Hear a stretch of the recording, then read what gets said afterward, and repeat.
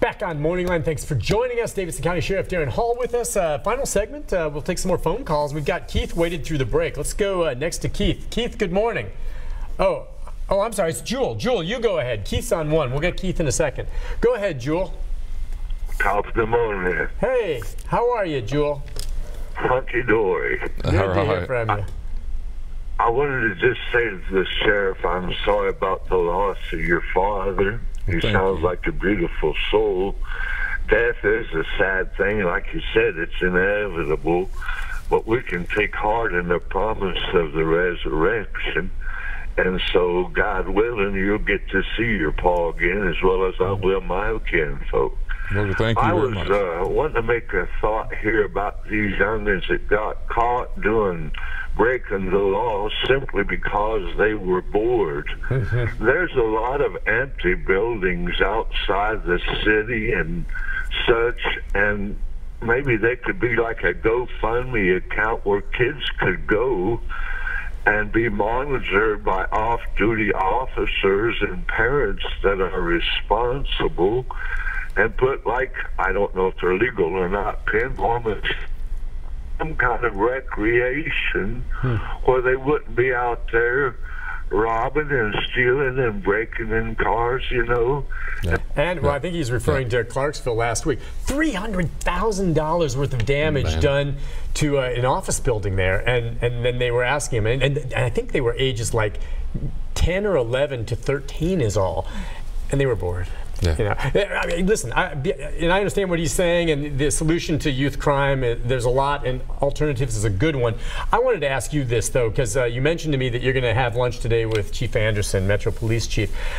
I don't know what you guys are going to talk about, and that's probably private, but I just wanted to ask about news lately. You've seen not only from the FOP, but from the chief himself, you know, not only the morale issues, but the difficulty these days attracting recruits. If you believe the FOP, there's some 118 officers short, and we saw, he claims, the president of the FOP, that last weekend when those, you know, knuckleheads were cruising around downtown and dragged that one officer, that they didn't have the staffing to really deal with that. And I'm just wondering, are you having any issues attracting deputies? It's a little different with what they do for you than for PD, but I'm wondering if that's an issue, and are you going to talk to him about that? Nick, he and I have talked about this many times, and you know, we've both been here a long time, and so when we're talking about the old days, I mean, you literally remember times where we were begging for money. You were over at the council and your mayors, and you're beating down the door trying to beg for money, and we tried everything we could do, you know, separately, but kind of the same type of conversation. It's not that we don't need money. We still, but that's less of a concern now. We have the money. We actually have money in our budgets, but we can't get positions filled. I'm not saying we have enough money, but the point is, the difficulty in doing it today is totally different. I mean, we have, every Monday we have a meeting with our chiefs in our agency, and we go through it, and every Monday there is some conversation about what we can do differently about recruiting. I mean, we're on the radios, we're in Memphis, I mean, I was just yesterday having a conversation about, you know, what if we reach out to the high school age for the kids who are 18, 19, may not can afford to go to college or don't want to go to college or whatever, and try to go younger. Now, our laws here say, or the government says, you have to be 21 to be a correctional officer or a deputy in the jail.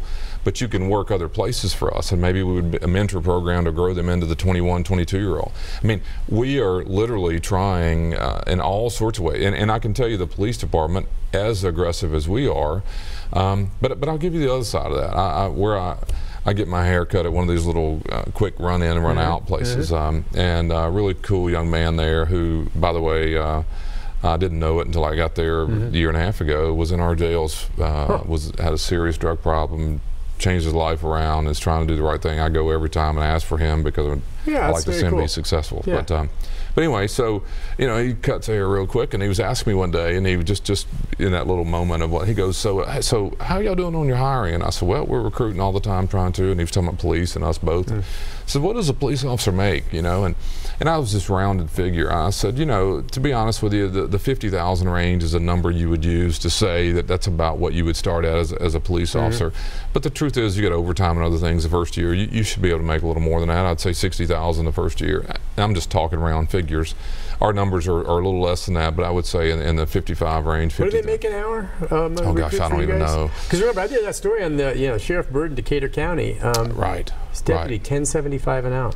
Yeah, and I remember, and we gave you our numbers. So what happens to us? We're here. You guys pay more, but still, $10.75 an hour for a sheriff's deputy. Yeah, I know it's a smaller county. I mean, come on, that's ridiculous. And hear this guy's story. This is interesting. Okay. He's 30 years old. He's cutting hair, and he goes, now what would I make? What would it be?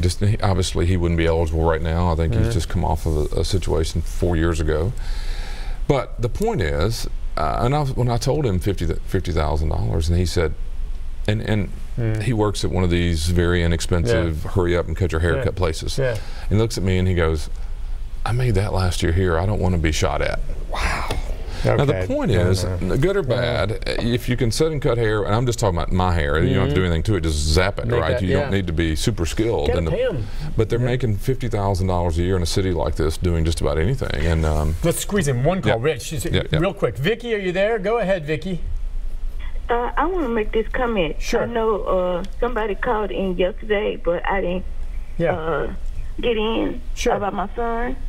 And, okay, he was saying the police saying, hold up. Okay, my son is not here to speak for himself, but I'm going to speak up for him. Sure. We don't know that if the police did say hold up or anything. We don't know that.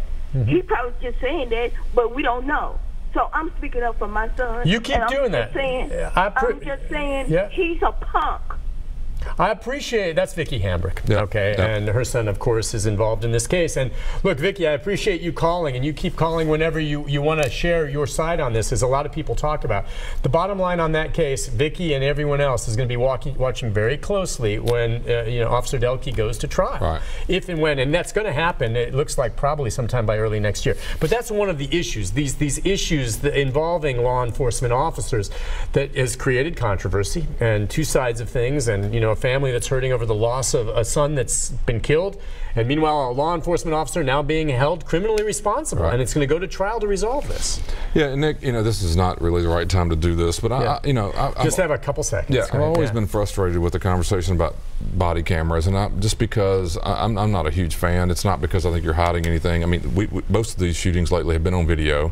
What if you spent that money to train officers going forward and to get better people doing the jobs that you're doing and making them prepared to do the job? And I wonder, we'll talk with Vicky on that because some point. The cameras are showing footage in both of these lately. So, Sheriff, we had a good show today. A lot of conversation. Thank you very much. We'll see you soon, my friend. Thank you. I'll be back with a programming note right after this. Sorry, there came up.